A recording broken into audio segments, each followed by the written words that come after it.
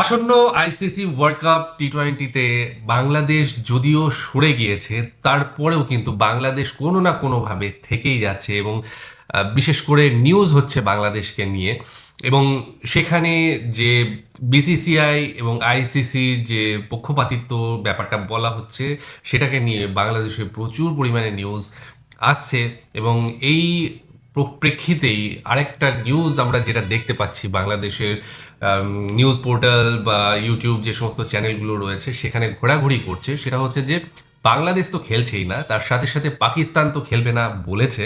এবং আরেকটা ঘটনা হচ্ছে সেটা হচ্ছে ইউরোপের দেশগুলোর আপত্তি ভারতে খেলা নিয়ে। হ্যাঁ, ইংল্যান্ড, বিশেষ করে ইংল্যান্ডের কথা এখানে বলা হচ্ছে। তো সেই খবরটাই আজকে আমরা জানবো এবং তারপরে আরো বিশদে আলোচনা করব। তো চলো ভিডিওটা দেখে নিই। চল।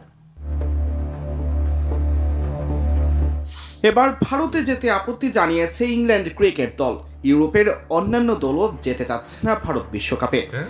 শেষ মুহূর্তে ভেন্যু বদলের সুযোগও কম। সব ম্যাচে কি তাহলে চলে যাচ্ছে শ্রীলঙ্কায়?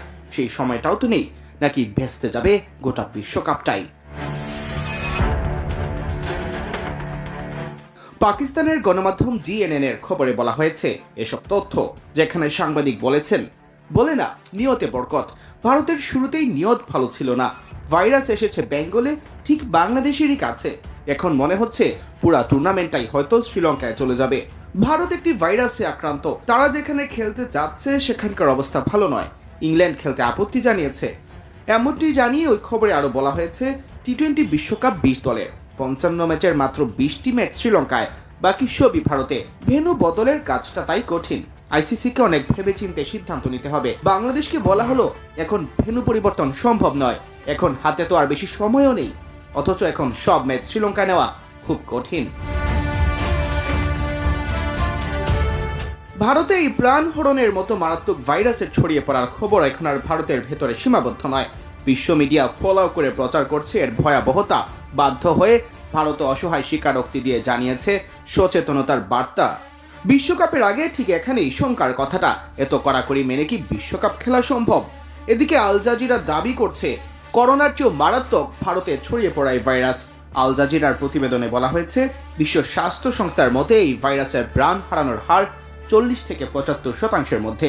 নেই সুনির্দিষ্ট চিকিৎসা, যা এটিকে করোনার চেয়েও অনেক বেশি মারাত্মক করে তোলে। ভারত সরকার নিপা ভাইরাস নিয়ে দুশ্চিন্তা নেই দাবি করলেও বিশ্ব মিডিয়া ইতোমধ্যে দেখছে কঠিন সময়।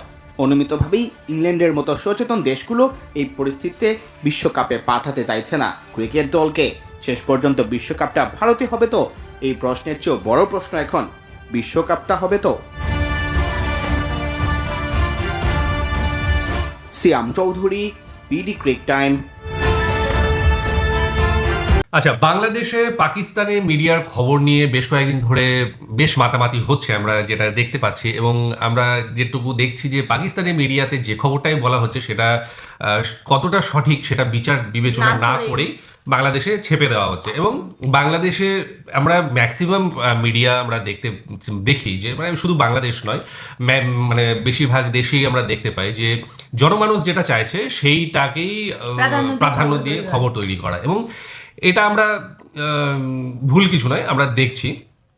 আর পাকিস্তানি মিডিয়াতে যেগুলো ছড়ানো হচ্ছে, বিশেষ করে এগেনস্ট ইন্ডিয়া, সেই ধরনের খবরগুলো বিশেষ করে আমরা দেখলাম যে টি-20 ওয়ার্ল্ড কাপ যেহেতু বাংলাদেশ খেলছে না, পাকিস্তান খেলতে আসবে না, প্রথমেই এটা শুনলাম। ঠিক আছে, ওইটা পরবর্তী সময় আমরা এখন দেখছি যে সবই তৈরি হয়ে গিয়েছে, মানে পাকিস্তান আসার জন্য অলরেডি রেডি হয়ে গিয়েছে, টিকিটও কেটে ফেলেছে, সব কিছু করা হয়ে গেছে। এখন কি ছাড়া হচ্ছে নাকি খেলতে আসবে, কিন্তু সেই জয়টা বাংলাদেশের জন্য উৎসর্গ করবে, কিছু একটা তো রেখে দিতেই হবে। তো সেই রকম একটা মানে আলটিমেটলি শেষে গিয়ে মানে পাহাড় সমান একটা উচ্চতা নিয়ে এসে শেষে একটা বালির কণায় পরিণত হচ্ছে এই ব্যাপারটা।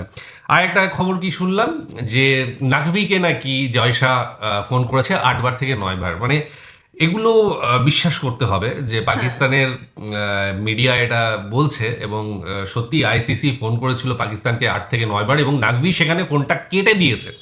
হ্যাঁ, এটা একটু বেশি বাড়াবাড়ি হয়ে যাচ্ছে। যদিও ওই যে বললাম যে যেটা চায় মানুষ সেটা শুনতে, সেটাই হচ্ছে ঘটনাটা। বিশেষ তো করে সাধারণ মানুষের মতো একদম একেবারে এই খবর জিনিসগুলো একটু যদি আলাদাভাবে বিবেচনা করা যায়, মানে নিউট্রাল ভাবে, তাহলে এগুলো কোনো সময় সম্ভব না বা হবে না, ঠিক আছে। মানে সাধারণ পাকিস্তান মানুষের মুখরোচক কোনো একদম একটা খবর। হর্ষ ভোগলে যেটা বলেছে যে পাকিস্তান খেলতে আসবেই, যত যাই হয়ে যাক পাকিস্তান খেলতে আসবে, কিন্তু সেটা নিয়ে নিউজ হচ্ছে না, কারণ সেটা মানুষের পক্ষে যায় না, ঠিক আছে।